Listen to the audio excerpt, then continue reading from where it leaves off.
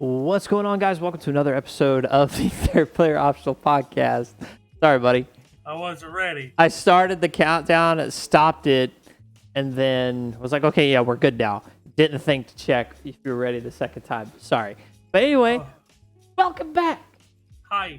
This is Third Player Optional. 2 weeks in a row and back to the original cast, no less. Yeah, it's it's weird. I like it. This is a little weird. I like it too. I'm really glad you were able to come on. I'm glad I was able to be on. I know you moved your bed around and Yeah, right. It's almost like there's a wall there and like the lighting and it's almost like I'm not in the same place at all. Spoilers, he moved. I moved. Holy fucking shit, I moved. Whoa, language! No, it's warranted. Point. No, it's not warranted. Ugh. In my Christian Minecraft server. Oh boy. Oh, yeah. I'm beat. No, me too.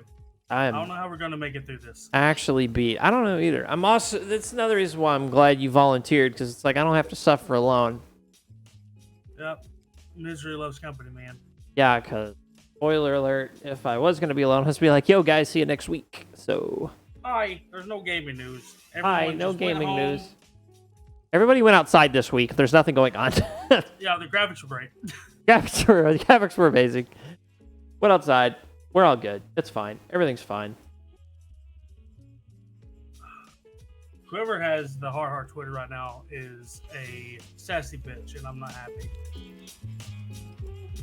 Are you talking about yours, or did someone else do it? No. Oh, here we go. Here he goes again. They responded to you. Yeah, I'm about to say they That's it. they still have for me, whoever it was, or use me as a springboard, one of the two. They did. Oh man, but whatever. But again, all seriousness, thanks for coming on the show, buddy. Glad to have you.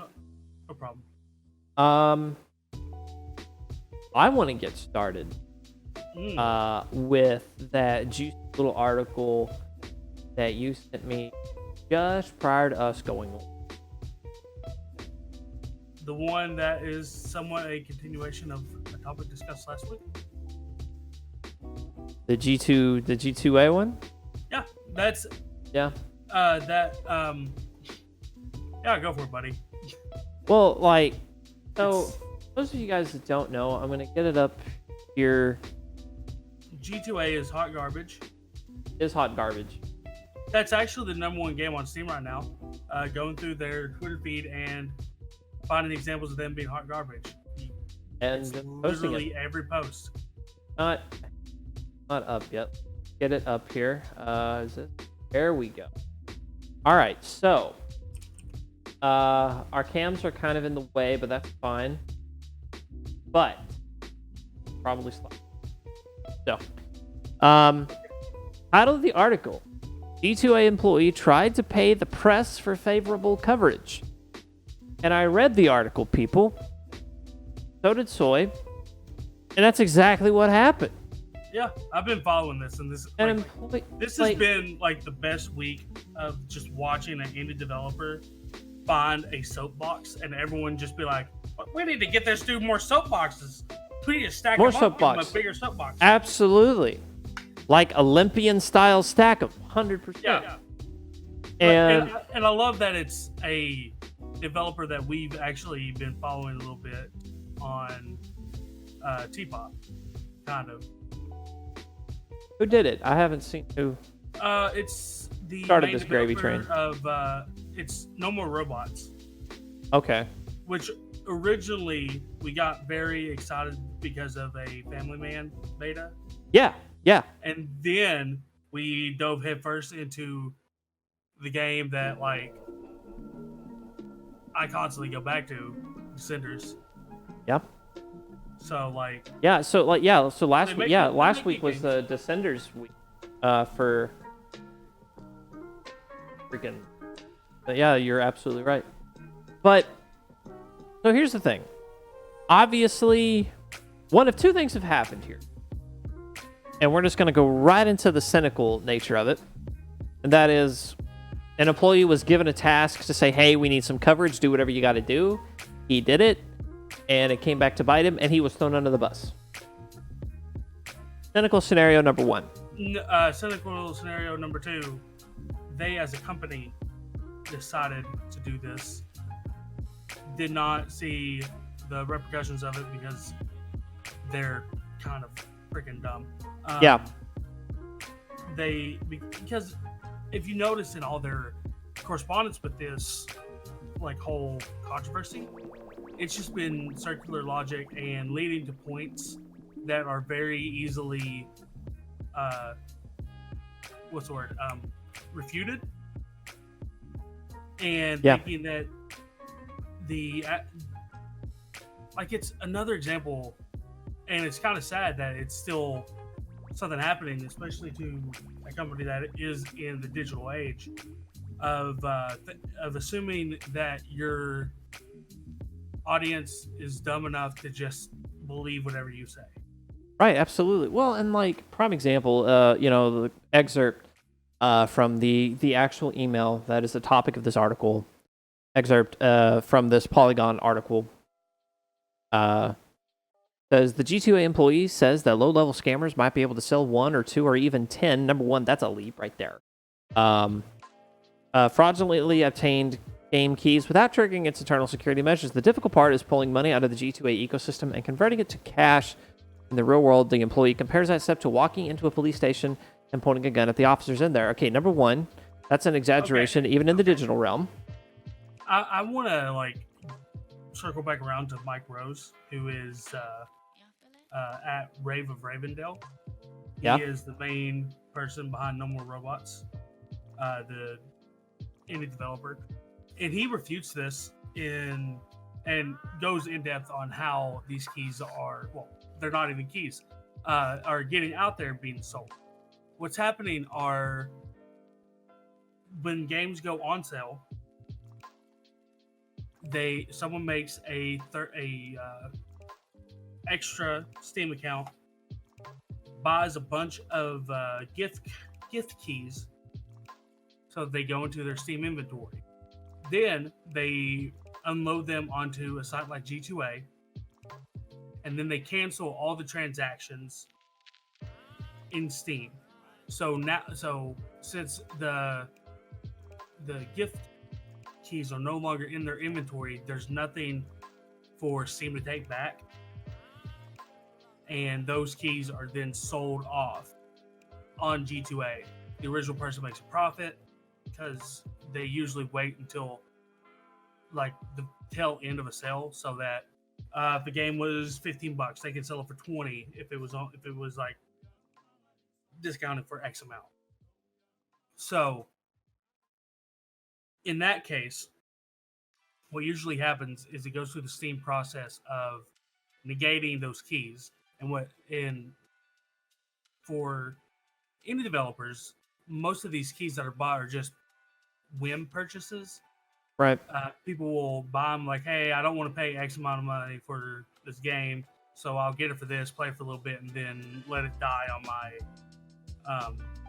my Steam library.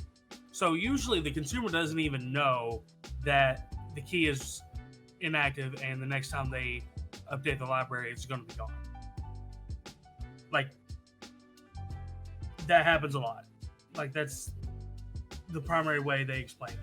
There's also another method. He said, admittedly, it's not the most used, but he has been shown how you can actually just transfer the data through avenues in untraceable connections, usually through a third-party company in China where copyright laws and all that are kind of dodgy, and you can do that sort of stuff.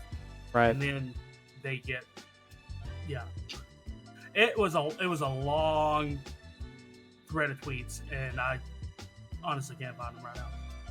Well, like, G2A, and it says it in this article, and we both know it, that these guys have just had since the word go, like, it's just been one thing after another with them. And it's honestly, just a long thing in the history of them. It kind of shocks me that they're even still around. Like, I mean, there's always going to be people looking for the cheap deal and all this stuff when it comes to whatever media. It's not just games.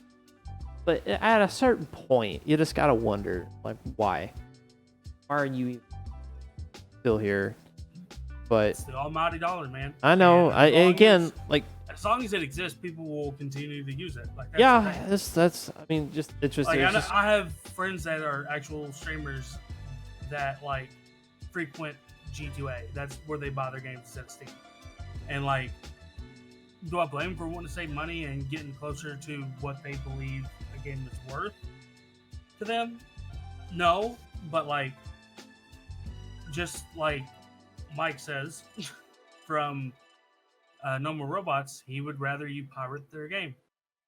Yeah, than give G2A any kind of revenue from their scummy bag method of doing it, which they've always done. That's the thing.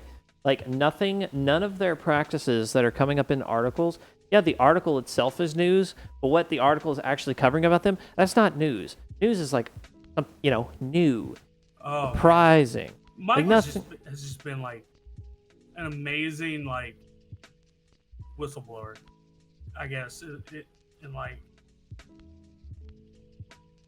yeah, no, 100%. I mean, it needs to happen.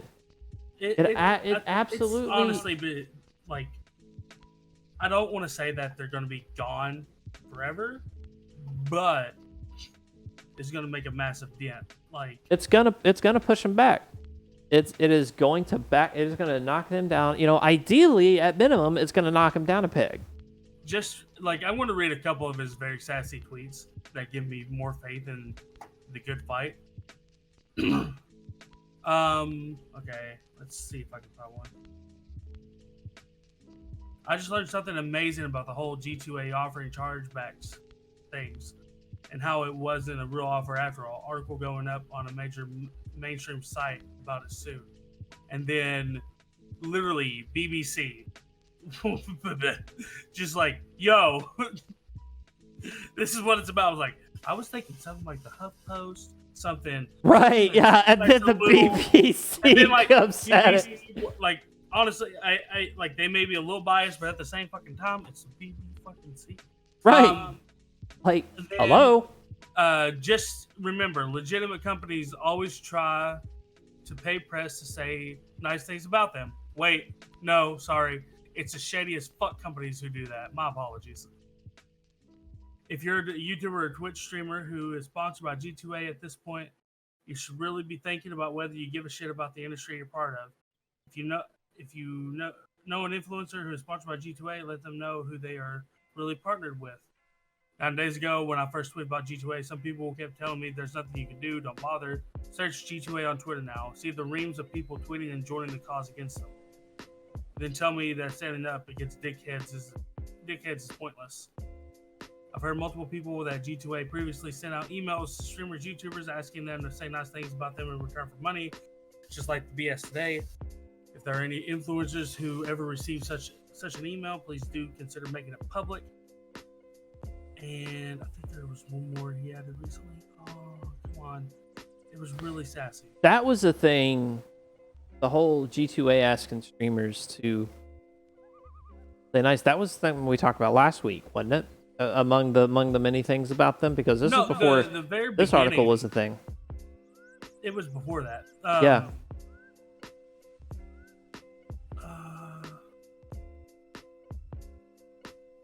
I think by that point, I'm just going to go back to his... Like, he was... When we first talked about it, he was just then calling out G2A about it. And it's just very recently that it's exploded. Like, right after we got off Tpop last week was whenever they had the rogue employee. Okay. While you're looking for that, I actually kind of want to dissect that article a little bit more. Namely, their response to it, right? Because it said the employee, they refused to identify the employee, which, at a glance could be considered a classy act. But then it also says the employee will receive a reprimand. reprimand, as in, don't do that anymore. Like, that's your job. Yeah. Like, that is 100%, like, you are done if you do that. Like, if they had an ounce of integrity to them, that is like that employee like is looking for work. Yeah. But the only real issue I see with that whole thing is, and why I have the belief I do, is that it was a company decision. Yeah, and they're just going to signal some one unnamed employee, which don't exist, but it's them as a whole. No, I 100%. Like, why not a scapegoat that you don't identify? I mean, what's better than a scapegoat than than a fake one? Because on two fronts, to the public face, it's, hey, sorry, we're taking care of the matter internally. And then you see it internally, and it's like, okay, guys, we got your back. Don't worry.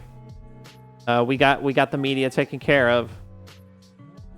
Yeah, I think right now they're just trying to do damage control. But the thing is like, there's a bunch of people with tiki torches, and they're burning the house to the ground. And every time they put it out, it's like, oh, hey, these drapes are now on fire. Go deal with that. And then when they run to go fix that shit, like, hey, I set fire to your bed. Like, you're going down. It's you just flailing is what everyone's watching at this point.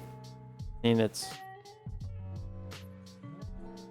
shady from the get-go. You're shady now, and you're just going to keep being shady till you go out of business. Happen. Exactly. Like, there are so many better places to get games from, even if there isn't a Steam sale going on. Like,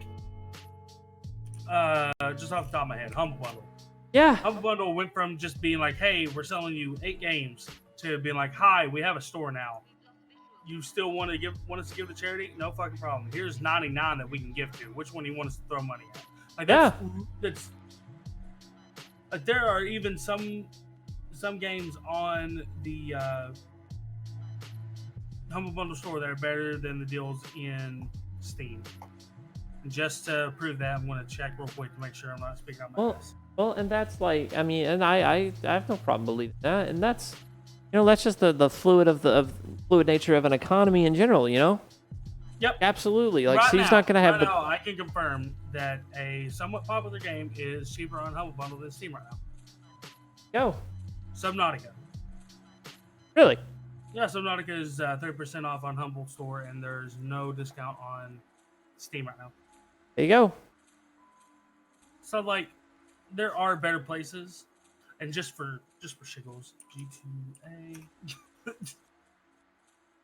I hate giving them traffic, but as long as you don't press the important button, we're fine. Maybe. That's pretty crummy. Oh man, you want to know something funny? What? Subnautica is cheaper on the Humble Bundle than G2A. There you go. Huh. There you go. That's wild. Literally, we're going to end that subject on that note. There are better places. Be smarter. All the validation that we need with that. Cool. That makes me happy that I didn't follow that one link that was sent to me forever ago. There was a one point where I was offered G2A partnership. And I was like, this looks fucking scummy as shit. And then I just didn't.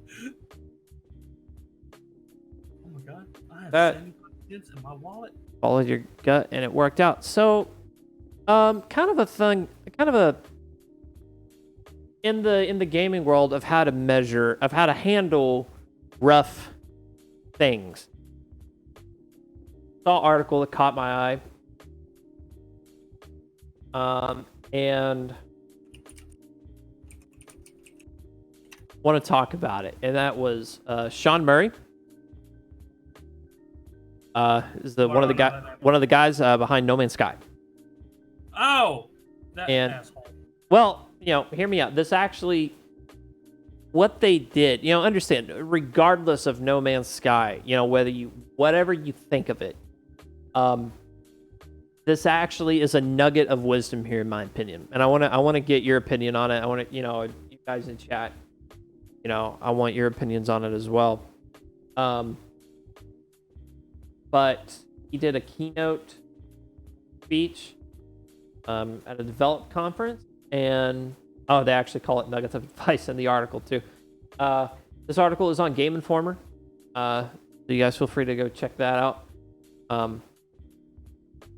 But it's essentially talking about all these big time developers that are struggling, with rocky releases and stuff, and how to handle it, right? And so this is the excerpt from one of it. It says, we went about 2 years, which we've said this before. I think we talked about this, earlier episodes. I want to bring something. We went about 2 years without talking to press at all, and went about 3 months without saying anything to the community either. That was really hard. I sat down and wrote so many perfect blog posts that was going to explain everything about the game's development and the roadmap going ahead, but I could see that it didn't hold credibility with regards to where we were at. Next thing is there have been a number of games that have since come out, had a polarizing launch, and that explosive mix of loads of people playing it, but also problems. And I can see EA, Microsoft, or Bethesda trying to placate the players just by talking to them, but for the right or wrong of it, it doesn't really work.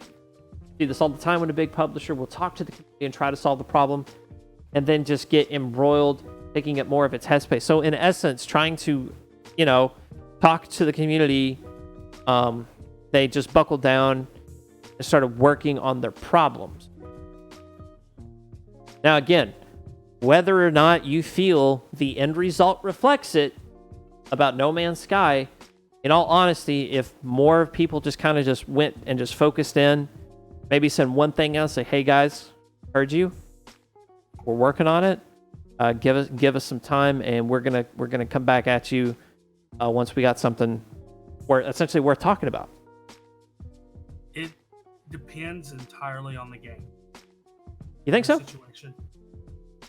Okay, so a game that it's good for, and a game that it wouldn't be good for. It all comes down to the kind of community that the game itself develops for itself. For example, a company that did it terribly, Niantic, with Pokemon Go. All they needed was one PR person whose entire job was communicating with the community to be like, hey, we hear you, here's the things we're working on, and that would have solved a lot of their initial problems and prevented them from making the mistakes that caused the initial, very, very, very interested crowd to just leave. Myself included for the longest time. I didn't pick it back up until, I want to say, a year ago. And you know how, into the game I was initially.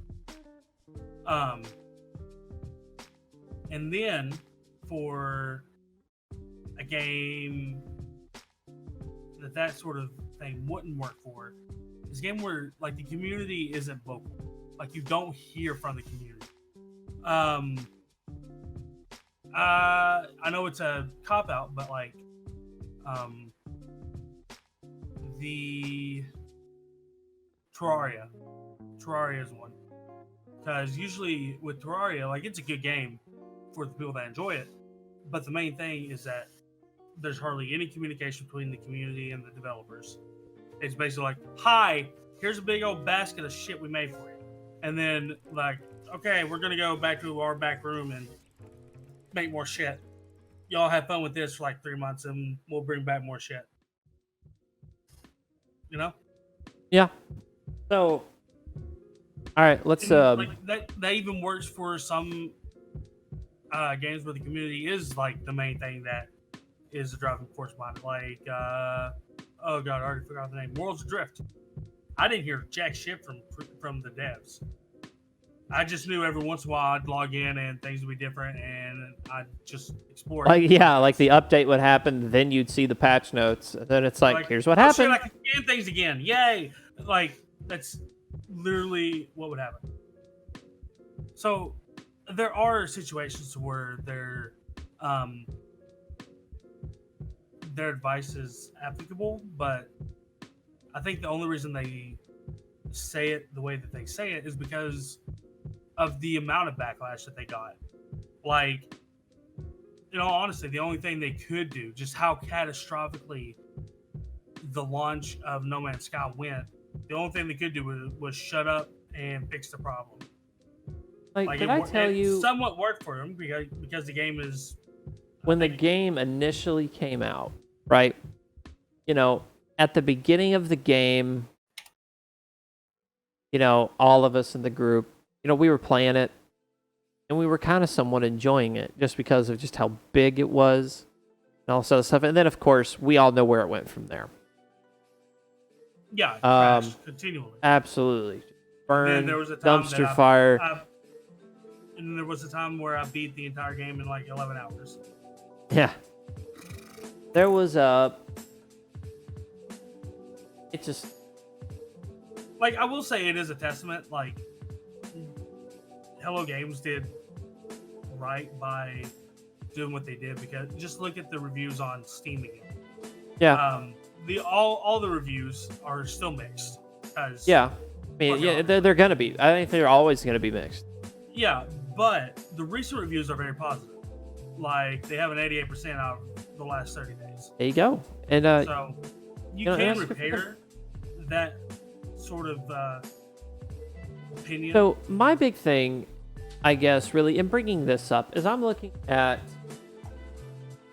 all of these games that we all know them. I don't need to go through titles. You just kind of just think of them. All the ones that have had rocky start in just the past 2 years alone, right? And, you know, I'm just thinking, and some didn't try to placate the community at all, but still a good number like did, and still just kind of just fell part of it.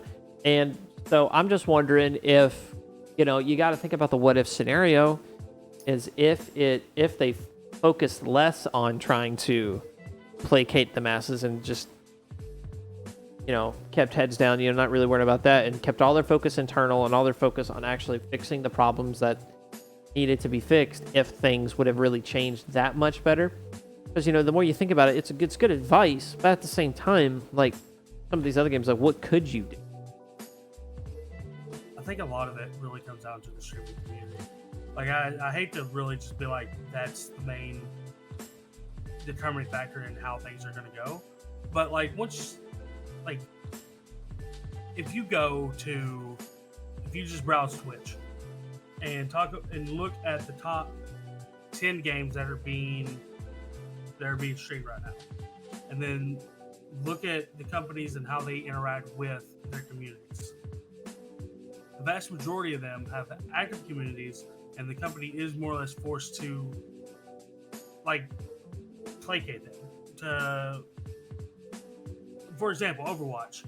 I can't tell you how many times I've seen a video pop up in my subscription box on YouTube with Daddy Jeff Kaplan being like, "We've heard you, and we're nerfing this asshole." This week, it's Sombra. Like, people are getting tired of shit, and they're like, "Hey, man, this is fucking stupid. Y'all need to fix this shit, because this hamster is losing his gosh darn mind. And I don't like it anymore. Makes it hard to be a tracer."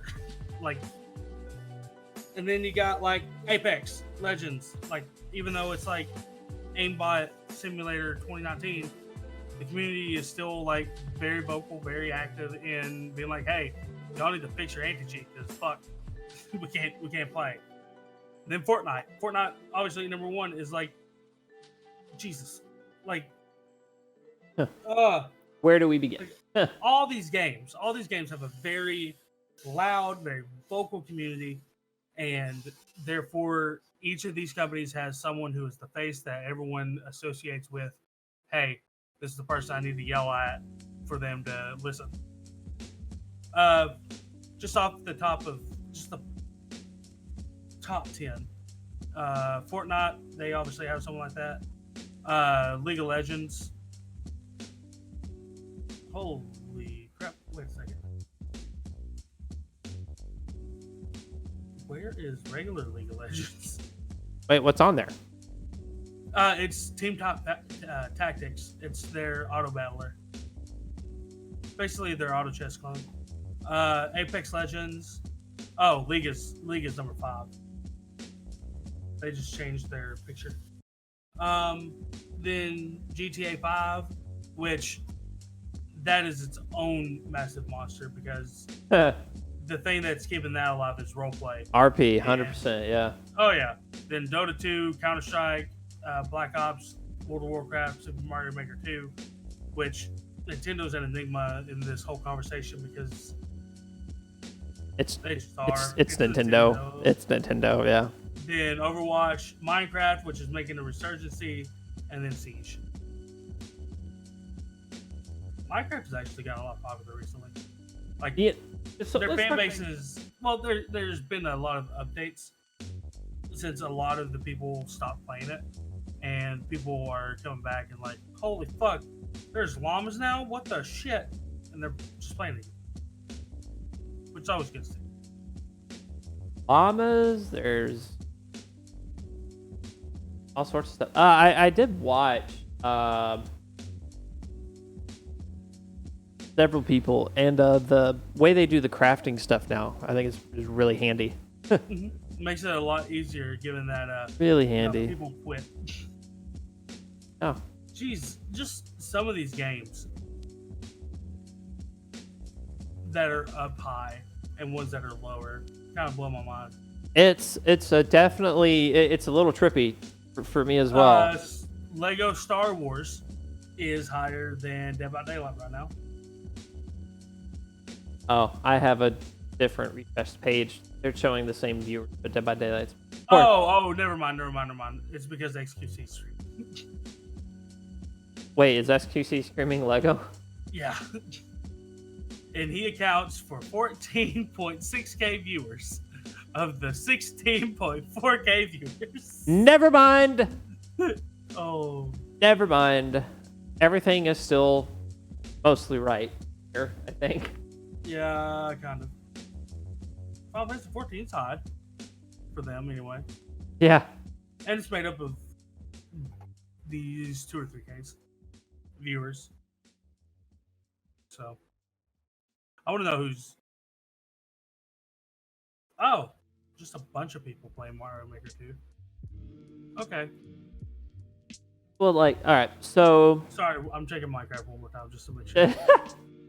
Yeah, it's. Okay. Is it spread out, or is there somebody like carrying it? How the fuck does he only have 5k viewers? What the fuck? Sorry, I'm kind of sad, but like it's the people you'd expect. There's Captain Sparkles, there's Sly Fox, Yoshcast are playing it, and I think that rounds out everything. Like there's other people that I don't know, but that's just because I don't play Minecraft anymore. Whew. What were we talking about originally before we just the John Murray speech. Oh yeah. Before we went back to that. Speaking of developer. Okay. I want to circle us back around to Mike Rose real quick. All right. Because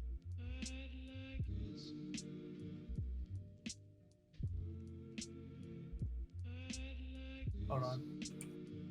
Actually, can you talk about the article I just sent you first? I'm wondering why this is a thing. Because it's hella popular and it lends itself very well to other stuff. It amazes me nonetheless. Netflix adapted Cuphead in animated comedy series. I mean, this to me honestly it does not surprise me. Article coming from the Hollywood Reporter, guys. But I don't know. I mean, it's just funny to. Oh boy. Where to even? Let's see.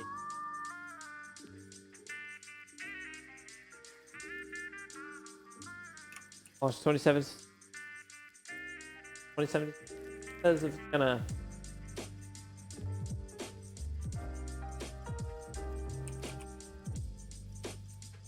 It doesn't say exactly what to be announced, but yeah, this is actually pretty interesting. I wonder. I guess with its, you think they'll keep the same like color palette that they used? Oh yeah, for the game. Like everything's gonna be hand drawn, obviously. It's gonna be like hopefully it's going to be the same. Like, but that'll be interesting to see how they, because I wonder if they're going to keep the 2D kind of feel to it, you know? Like all they have to do is just replicate like the same animation that inspired the game. Like, it's really a no-brainer. Like, it is their show to fuck up. It really, yeah, it is. But at the same time, I don't know. It'll be interesting. I'm trying to think, but in terms of like that art style and kind of that way of doing it, I don't think anybody else has really ever done that in a show. No, I just mean like the art style, like.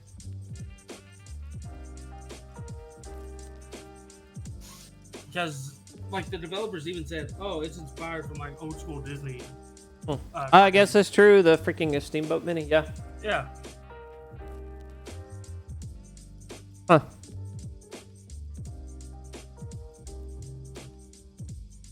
Jeez, I'm looking for the tweet where it's pretty cool. Yeah. So why are you looking at that? I want to talk about something else. This is something I found rather funny because I think this was last week or the week before this was brought up. About CD Projekt Red was working on multiple Cyberpunk projects. No.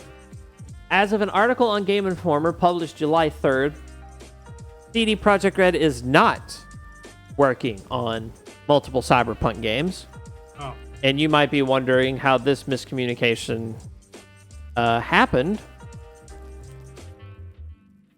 And that is the question. So, quote from the article said, despite an earlier translation indicating that CD Projekt Red was working on multiple games, multiple Cyberpunk games, this is not the case. The statement behind the confusion was mistranslated.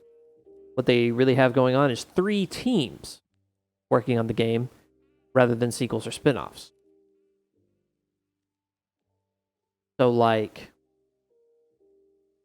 apparently in CD Projekt Red, you have the other 2 out of the 5 total teams are working on Gwent and another unannounced mobile title.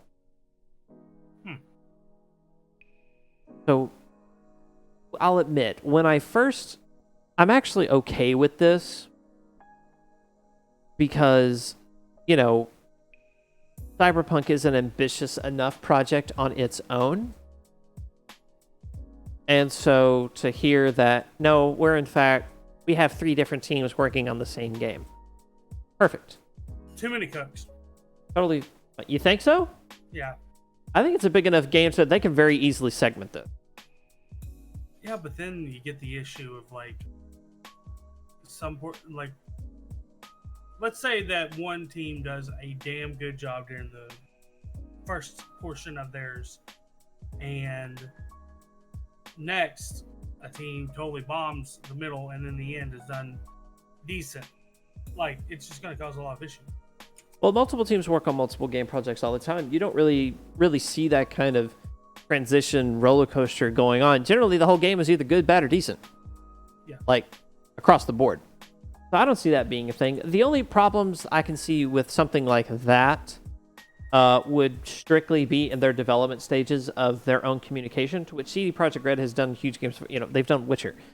So multiple teams had to have worked on Witcher 3, if nothing else, to get it. I don't know. This is just kind of my opinion on it. But so no, I think the end product of the game, again, I don't know how it's going to turn out. I'm hoping it's going to turn out great.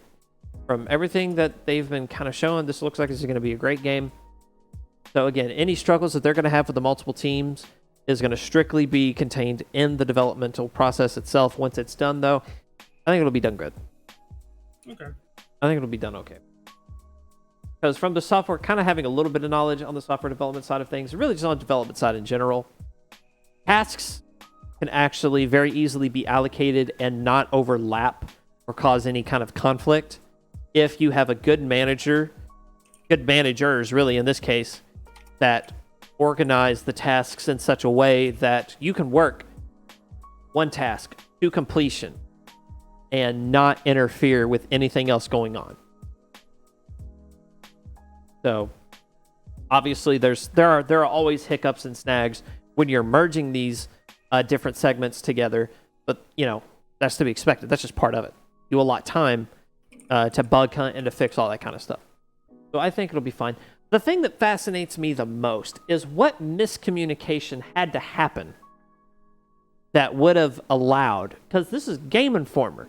Game Informer wrote the article that talked about Cyberpunk 2077, or that CD Projekt Red had 3 different Cyberpunk games going on. The Game Informer wrote the article. And what miscommunication had to happen that caused that kind of thing?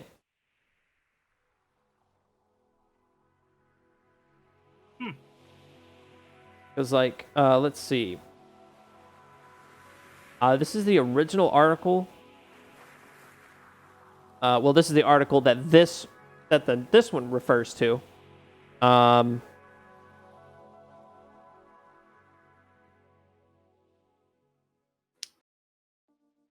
Because here it is on Game Informer. That's the name of it. That's the title there. And it's less than a year out from Cyberpunk 2077, a game which seemed years away from its entire existence. The open world RPG, blah blah blah blah blah, even bigger than Witcher 3. And then it's talking about the ambition of CD Projekt Red wanted more than one bite at that apple, and so multiple Cyberpunk projects are in development. So who was it? The author of this article? Was it somebody told them wrong, or what? This is just a big whoa, hang on, time out. This is not what's happening. You know what I mean? Yeah. I just thought that was just interesting that this episode of Tpop has a theme tonight, I've noticed. What? Everybody royally screwing up in some form or fashion. Oh yeah, it's fun to talk about. But this is not very often that we have a stuff, going on with that thing. Not a lot happening in gaming news. No, there's not. To be honest. Right now, we're just seeing a bunch of controversy pop up about shady shit. Bunch of controversy. Talking about all kinds of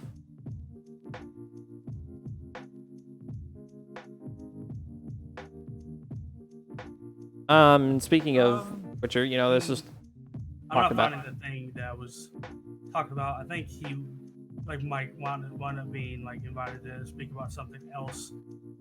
Basically, what I found originally, there's a conference called Develop, and it's mainly for developers to talk about successes, failures, and it's basically this was the conference that Sean Murray said his keynote, talking about what we talked about earlier. Basically, Mike submitted a proposal to be able to talk about how to sell your games in this market, I guess. Yeah. And he gave all the why it's he has credible advice and all that. And they said, nope. Don't worry about it, buddy. We got you. We're good. And he was just but look at all my sales. It was just funny. I think they because now I'm at the funny where he's talking about something that happened outside of his office, which I want to read because it's fucking hilarious. Ready for this? Let's hear it.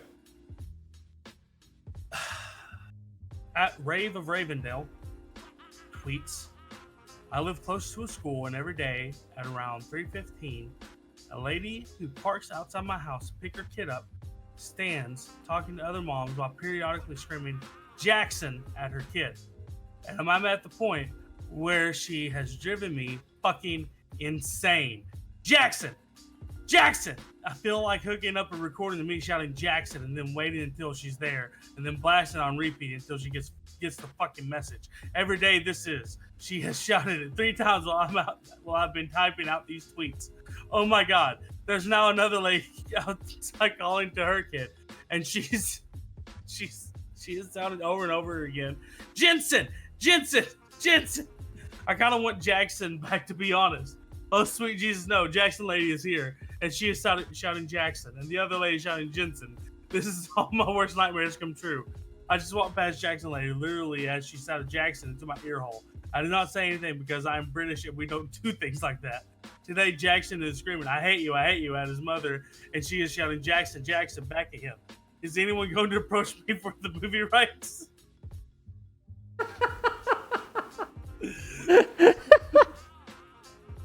Oh my God. Oh God. It's just a roller coaster, man. Also said. I have some Dauntless. Oh fuck. They update again? Do I need to re-download it? Yeah, dude, they updated a lot. I know. Since full release. Now, here's the cool thing, though. So, you don't know this. I kind of talked about it, I think, a couple weeks before.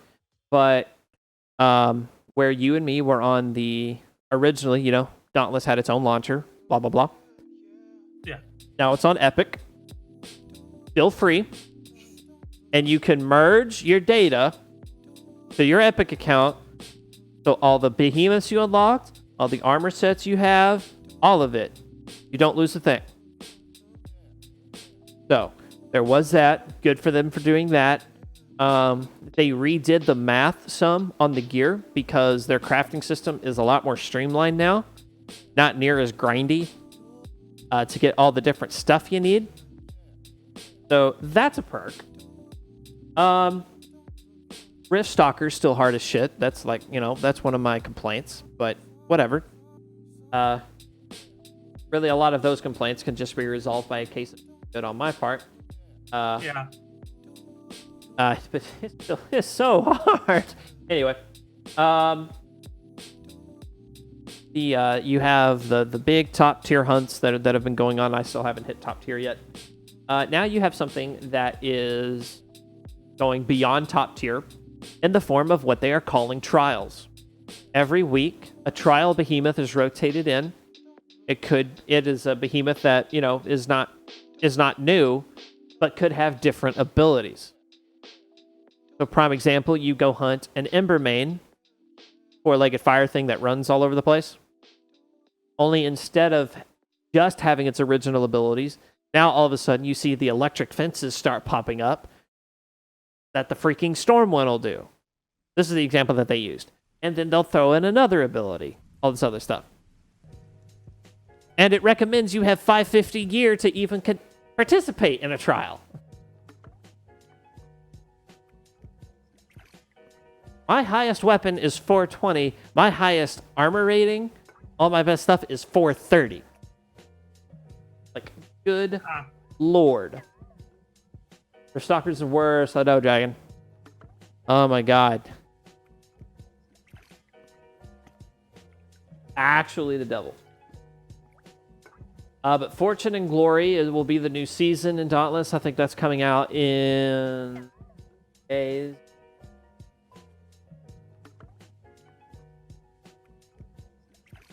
July 16th. July 16th is the Fortune and Glory update. So new season, pirate themed apparently. The total armor set is a Corsair. This season has been ninjas. Been kind of neat. Hoping to level up in the last couple days so I can get the Deadly Grin mask. That's really about all I care about now. Good luck with that, buddy. Yeah, I know. It's not looking good. Yeah. Not looking good. I'm gonna try it though. I think I'll stream tomorrow. Oh. After my 2 interviews. Oh, good luck, buddy. Ugh. You know what's honestly probably one of the most depressing things about that statement? What? Is the fact that tomorrow's my birthday. Oh yeah, it is. Like, what are you doing tomorrow for your birthday, Jay? I'm going to 2 motherfucking job interviews. Hey, on the flip side, what was the best gift you got this year, Jay? I got a job. You know, real talk. Someone's gonna pay me money. Real talk. Like someone's gonna put these are the two jobs I'm wanting real bad. So like, we'll see. But yeah, I've worked on my birthday plenty of times, and that's that was just kind of part of it. But it's like I'm going that's for called being an adult, man. Went for 2 interviews. Yeah, I know. It's it's just part of the package of this. Yeah. But I don't know, just something about an interview. 2 interviews. Technically, I didn't work on my birthday this year. No, I guess you. No, I was drunk as shit. Thank you, Dragon. Oh, happy birthday. Thanks, buddy. You're welcome. Don't say I don't support you. Not that. No, never. Look where you are right now. Hi. Oh. Oh. Something I want to talk about. What's up? I feel like it's my duty since Torn isn't here to do it for him. Uh-oh. Overwatch League. I am so far out of tune with Overwatch League right now. So far out of touch with it. Well, bad news for our buddy Torn. I think they're okay. Oh no, actually no. Oh, they're not? My team did Washington a solid and shut Florida Mayhem out. So, so Justice is firmly in 19th. Out of 20th place. Out of 20. And they are up by 2 maps. Dallas boys. Oh no, Dallas. You're right. Dallas. At 10th. Yeah. What happened? Wait, I'm at 10th? Yeah, you're 10th. What page are you looking at? What am I looking at? You're looking at stage. Look at league. Because this stage is already gone. Oh, that's true. It is. You want to look at the league, and so long as you are at least 12th, you're in the play-ins. So you've had a successful season, in my opinion. Oh my God. Well, I mean, it's been better, which I guess that and it's successful. You also got to keep in mind who you played. Like, whenever, I watched the Homestead this weekend. Yeah. And, it was really fun. It was really good. But the main thing that was driven home was, you guys need to remember, Atlanta Rain literally had the hardest stage of any team on any stage. They had the hardest one this time around. And they did. They really did. Oh God. I'm just gonna thumb through the teams that they played. You tell me how fair it was. Week 1, they played San Francisco Shock. How do you think that game went? Without looking at the stuff? Yeah. They got 4-0'd. No. Really? 3-1. 3-2. 3-2? Went the distance. All right, what's the next one? Vancouver Titans. 4-0'd. 3-1. Really?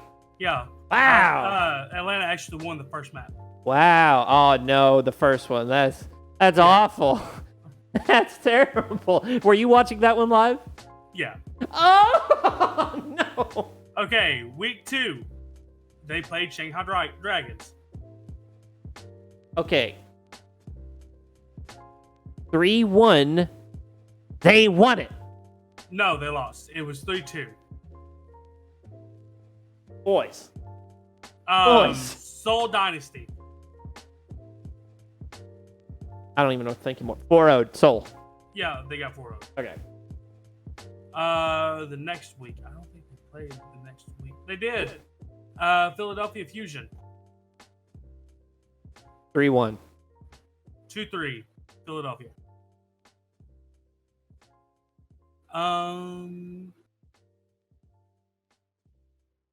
This is the way they didn't play. And then Homestead, they played. Oh, what the fuck? They played Toronto Defiant and Florida Mayhem. Okay, so Mayhem got shut out. Yep. By them. You already said that. The Defiant. Please tell me they beat Defiant. Oh yeah, they beat him 3-1. Okay, yeah, 3-1 was actually the score I was gonna guess too. Cool. Yeah. Huh. Interesting. So let's talk about real quick. I just want to put some spotlight, just because of the mad disrespect that we have given a specific team this entire season so far, and they're not dead last. Wait, disrespect? Oh yeah. I've only ever went out of my way to diss one team the entire season. Is that the team? I think you're talking about XL, right? Yeah, I'm talking about XL. No, I just mean like the team that we all assumed was a shit, just because of how they started. Valiant. And now they're in Stage's playoffs. Yeah, they're 14. And so here's the thing with Valiant. I never went out of my way to really ever disrespect Valiant, but it literally all of my time with Valiant, it's just kind of been like, guys, what the heck? It's been more shocking than anything. Like this stage, they lost 1-3 to Shanghai Dragons. They 4-0'd the Hunters. They 3-1 Charge. Then they 3-1 Dragons, so they flipped the team that beat them. They 3-1 Titans. Holy shit.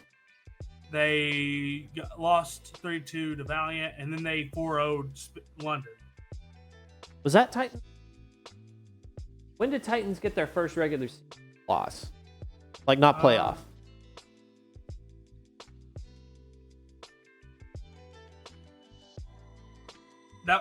That was the only one that's beaten them. That's what I think. Yeah, I think Valiant handed them their first regular map loss. Their first regular match loss was Valiant. Yep. Mm-hmm. Wow.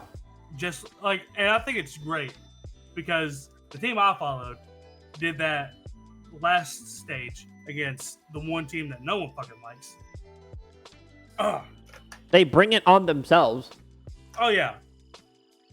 And not only did they do it once, they did it once, and then the following week they're like, "Hey, we don't need no Defran, baby, gonna fucking kill you." And then they fucking did it again. It was great. Oh god, it was so much. That was so great. I live vicariously. That was the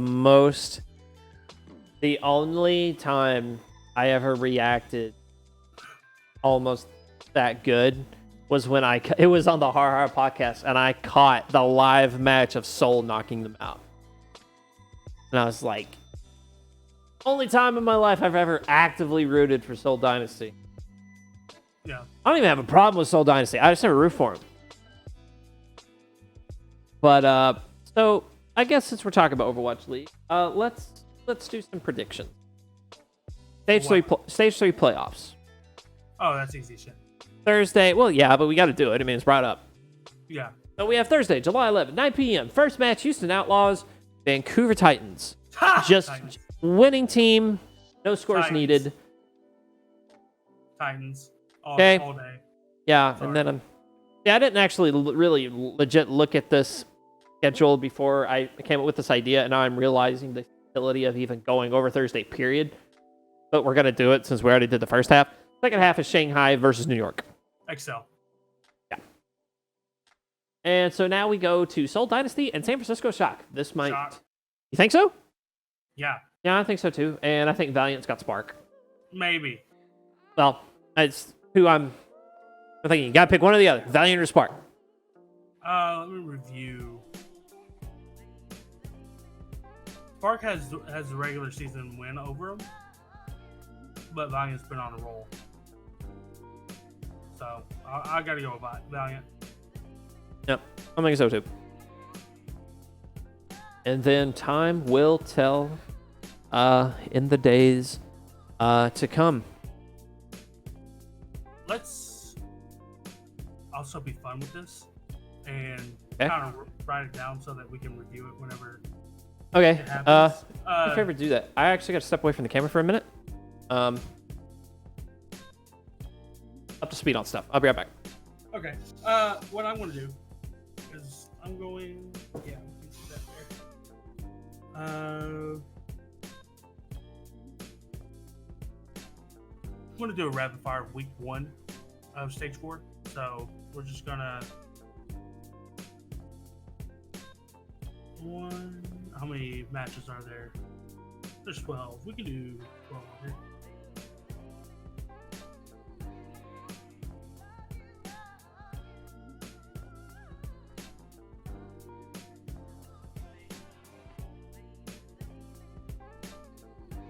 Okay, so Houston Outlaws versus Eternal, J, and then S. I might even be able to get torn in here if he's back by then, but let's not hold our breaths. LA Gladiators versus X.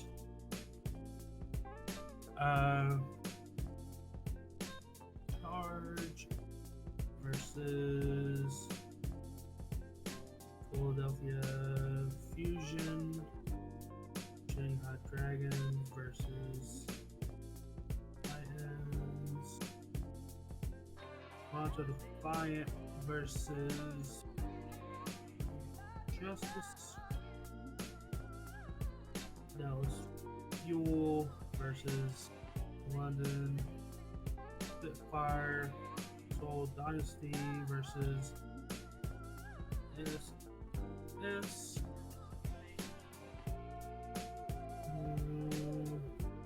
Philadelphia Fusion versus Hunters. Oh, they're 16. I just can't count, guys. I'm sorry. Is there one to say anything? I think Spark will take that. Ooh. It could be close, but I'll trust the league when they say Spark are probably the best team this stage. They look better than most teams. I'll be honest. Valiant has just had a really good stage. Like, they've only lost one this stage, and while it is against a Spark, that they just have so much. I think they have the biggest team right now, but they have the most members, so they may have. One second, let me.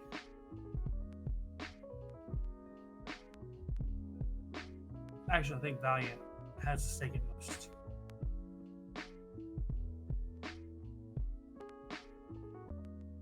Yeah. They just don't have like a lot of like really good people. I know it sounds bad to say that, but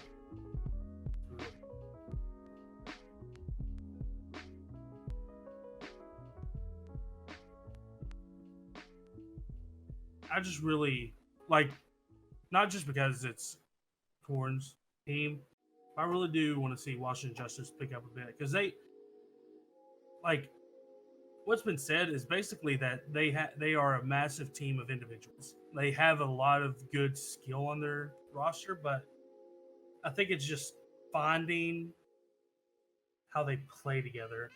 Because, like, there'll be instances where I watch Corey just, like, murder 4 dudes, and then his team just can't follow up on it. Like, that stuff happens. So, I'm kind of hopeful that they get their shit together.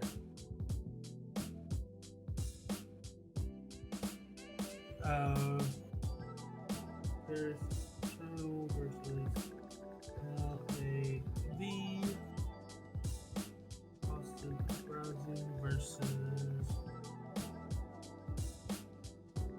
Charge. LAG versus Houston Outlaws. ATL versus Fort. Something about Shanghai Dragons versus Soul Dynasty. Spitfire versus Defiant.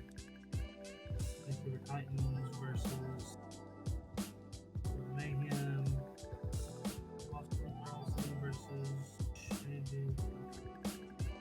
We'll put this in the Discord once we talk about it.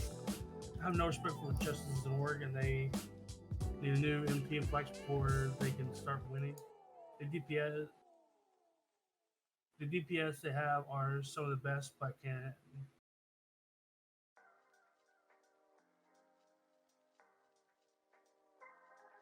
get shit done with no front line. Exactly. Like, a lot of it comes down to, like, what's his name? Like, there was a bunch of fans of Justice that were just wanting them to drop the Reinhardt main, Giannis, because he's just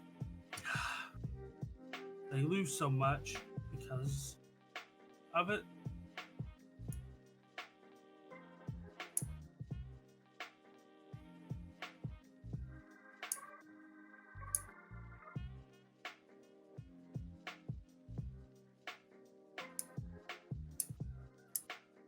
Oh, dude, what? What are you on duty?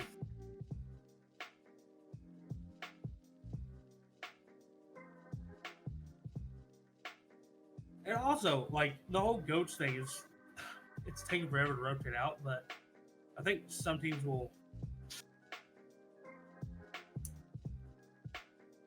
They picked up Kaiser and Damar. I would cheer them. That's fair. I've just been able to renew my love for Atlanta because, primarily because Goats is starting to rotate out and it's allowing like our actual DPS to do DPS shit. Like whenever we beat Washington the first time, the last time we played them, like I think Ursher got a ace, he killed everybody. That's Tracer. So I love it. As I like it when you're in the chat and we start talking about Overwatch League stuff, because we could always count on input. Okay, so I appreciate that a lot. What? I want to do this. Okay. So we are going to predict the first week of Stage 4. Oh. In its entirety. Oh. With scores or just team wins? Just team wins. Okay. Hang on. Gotta bring it up. I think we can make a challenge out of it. Loser does X, Y, Z, whatever. All right. Yeah, let's do it. Okay, so I gotta make hang on a minute. Huh? I gotta make virtual notes. Hang on a minute. I have that's still the place. I don't got pen and paper down here at easy access yet. Bro, I already got it. Oh, you're gonna do it? Oh, okay. Yeah, I'm gonna write it down then we'll put it in the Discord. Okay. Okay. So Stage 4, Week 1, Thursday, July 25th. Match 1 is Houston Outlaws and Paris Eternal. Huh? Then Gladiators versus XL. Then Charge versus Fusion. Then Dragons versus Titans. All right. For day 1. Okay, so day 1. Top to bottom. What do you have for Houston Outlaws and versus Paris Eternal? Outlaws. Okay.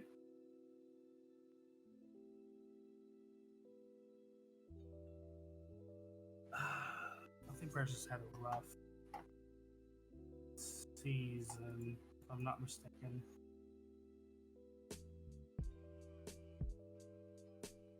They are neck and neck. This is really a toss-up. Just for the flavor, I'm going to go with Paris Eternal. Stage 4, Week 1. I think, right? Yeah, Stage 4, Week 1. Highlighted. Yeah. Yeah. Yeah, it should be Outlaws versus Eternal.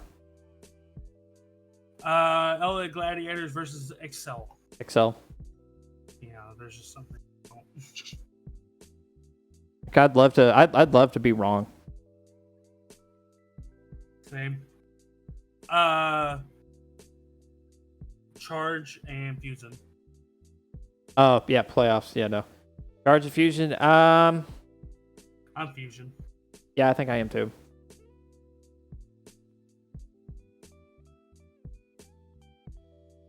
And then rounding up that first day is Dragons and Titans. Titans.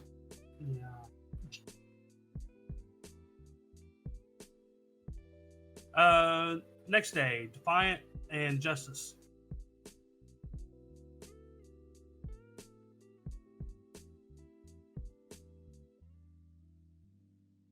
I already have who I'm rooting for.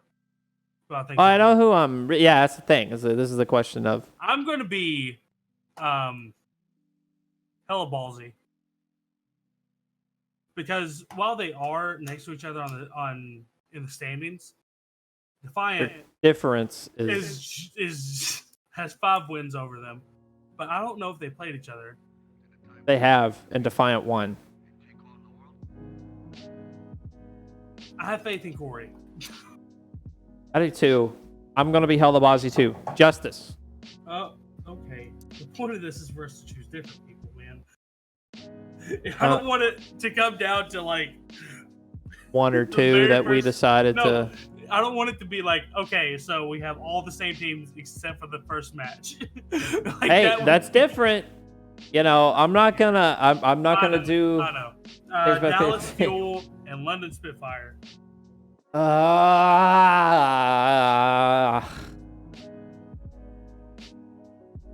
Sometimes you gotta lead with your heart, man. I know, dude. I know, and I'm gonna do it. Burn blue. Okay. Do it. There we go. We got 2 differences. Soul Dynasty and San Francisco Shock. This is gonna be a rough one. Dude, give me Shock.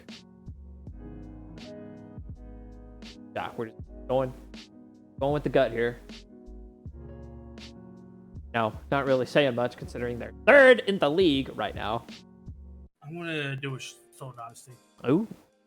Mm-hmm. Philadelphia Fusion versus Chengdu Hunters.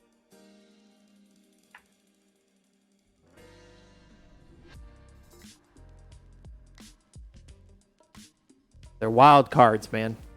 I know. They're wild cards. Oh. But they got 4-0'd. I know. I know. Who has Florida Mayhem beaten this year? Fusion. Going with Fusion. Okay. I'm also going with Fusion. Leave me alone. Let me have it, Has. Let me dream, okay? Paris Eternal and Valiant.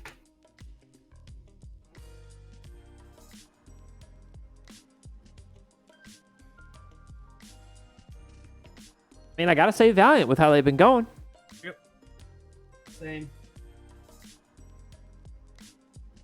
Boston Uprising and Charge.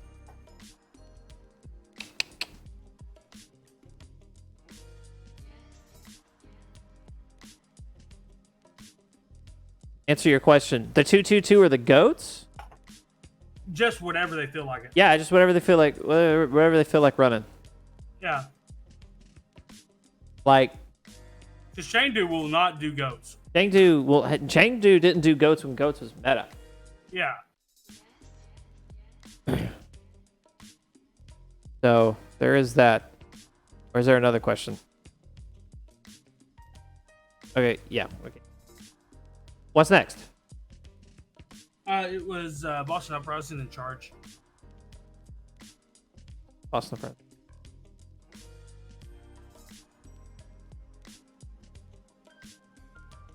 Do not know? Has. I don't like that. What do we not know? Boston Uprising, Charge. Give.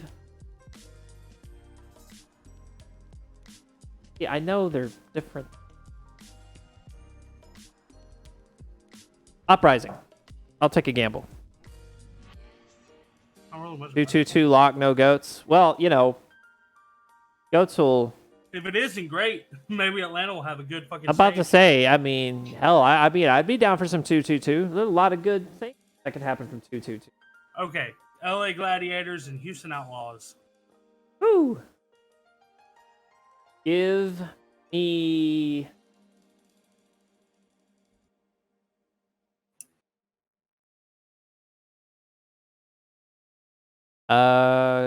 Gladiators. Spark, and Atlanta Reign.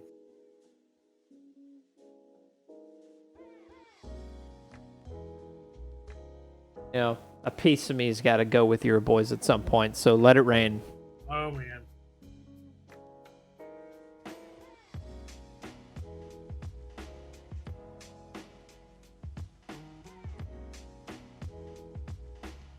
I'd be 100% fine, by the way, Has, with no goats. 100% no goats, I'd be down. We've seen an entire season of goats. I think everybody's opinion is pretty much the same, that we don't care if we really ever see it again. So, 100% no goats, I'm fine with that. Shanghai Dragons and Seoul Dynasty.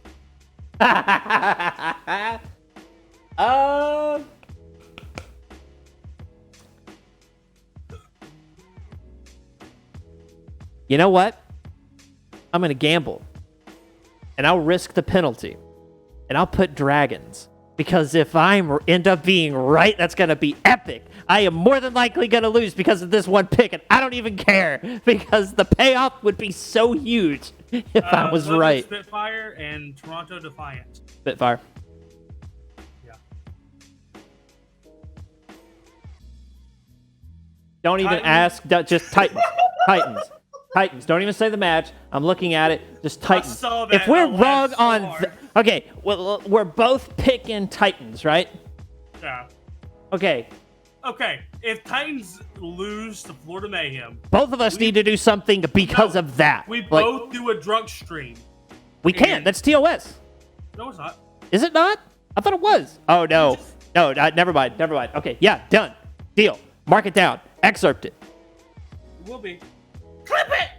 Clip it! Clip it. Boston Uprising and Chengdu Hunters.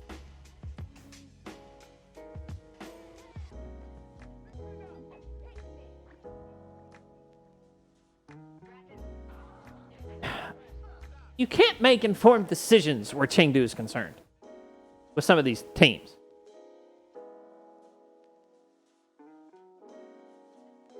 I'm going to go with Chengdu on this one. Good choice. So did I. Okay, so here's what I have for first match. Oh god, I'm just gonna bring it back up because I only have initials. Are we just doing the first week? We're just doing the first week, right? Okay. Oh boy, we're gonna be a bit. I mean, if we want to do, I do not want to do the whole stage. I do not. Not tonight. Not tonight. Okay. Maybe yeah. Just going forward. Yes, I'm fine with that. So here's your choices going down the list. Houston Outlaws, NYXL, Philadelphia Fusion, Vancouver Titans, Washington Justice, Dallas Fuel, San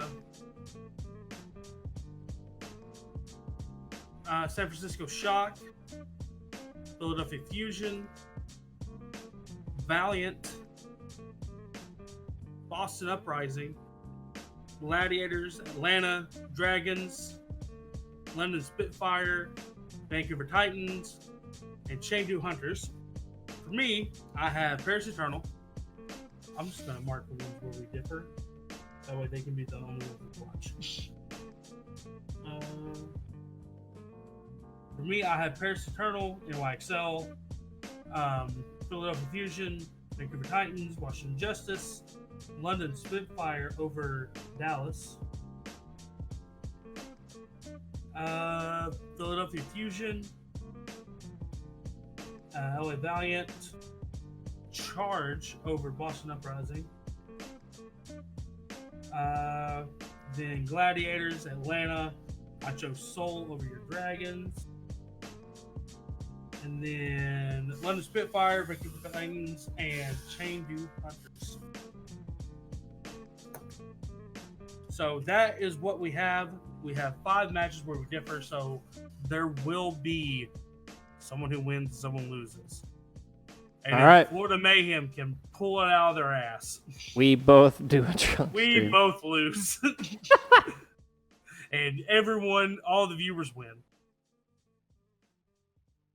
On the left. Oh, I'm on the left. R21. No. No. In KFC worker. I look younger than you. You fuck. Well, yeah, it's weird. I know. This baby face. Week 1 predictions Discord. Let's have it. Has don't show off and don't show off and do scores. Actually, we're not brave enough to do scores. Actually, we could do a giveaway for whoever guesses the most right. That sounds good. And get the community involved. Watch us just be at the bottom. Dude, it's oh boy. They got everything fucking wrong. Like why the fuck did they do this show? They're not very informed, are they? It's a wide net. We don't do too deep. That's our excuse. That's our excuse for when we inevitably lose to Haz. Yeah. That's our excuse. Haz is gonna be over here doing Moneyball shit. And Soy's trying to give himself something. What's trying to give himself? Yeah, we're not winning. Neither of us are winning this giveaway. 100%. It's not happening. If either of us win, it's whoever out of the community gets the most. Okay, we're exempt. We're exempt. Yeah, we're not like. So Haz, enjoy whatever we decide to give you because basically, you're gonna Jonah Hill this Moneyball so hard, it's gonna be great. So I think we've managed to pull a 1.5-hour long podcast out of our ass. We did. Even though we were both tired of shit. Oh my god. So proud of us. Joy, thank you so much for coming out. Firm handshakes all around, dude. Firm head shakes. Clap on the bat. Good stuff. Yep. Thank you guys in the chat for coming to hang with us. We appreciate you as always. Tune in tomorrow for the Har HQ community podcast. And then, of course, it's upcoming Sunday. Was it not? Is it canceled? No. It's Thursday. No, I said Thursday. Yeah. I didn't say... I said tomorrow, didn't I? I said tomorrow. Oh, my God. So Tune in Thursday for the Har community podcast. In mine.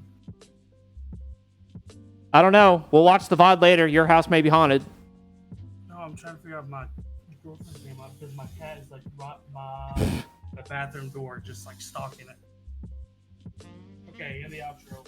2-2 lock. So okay, if they do 2-2 lock Haz, by the way, I think that's a really dumb move on their part. A really dumb move. I'm hoping they don't do that. Haz says your GF walk by. Oh, great. So you think so? Hope so. Anyway, oh little kitty. But anyway, guys, again, thank you guys so much for coming out. Thursday, not tomorrow, but the day after tomorrow. Our community podcast. Sunday is critically casual, and then we come back following Tuesday, do it all again. I think Dev's gonna try to do hardcore game night is a thing that's coming. Supposedly, if it's not tomorrow, it's next week. Yeah. So, new show coming out. Hardcore game night. Hardcore Har community getting together, doing some gameplay, like we said we were gonna do from the get go. Yep. So we're very happy to get that going. It's not going to be for us either. We'll work on trying to get some of the community in there as well. But in the meantime, guys, a lot of good stuff happening. Soy, do your plug, and I'll do mine. Get the heck out of here. I am Soytortuga. Don't bother following me because I stream very sporadically. Follow Willow on Instagram. Willow_A_Grace. She's cute, and she has a lot of pictures. And her mom is very good about sharing cute photos. So, and she's done.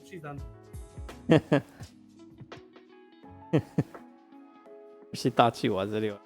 Yeah. Of course, guys, CaverJay. The move has been insane.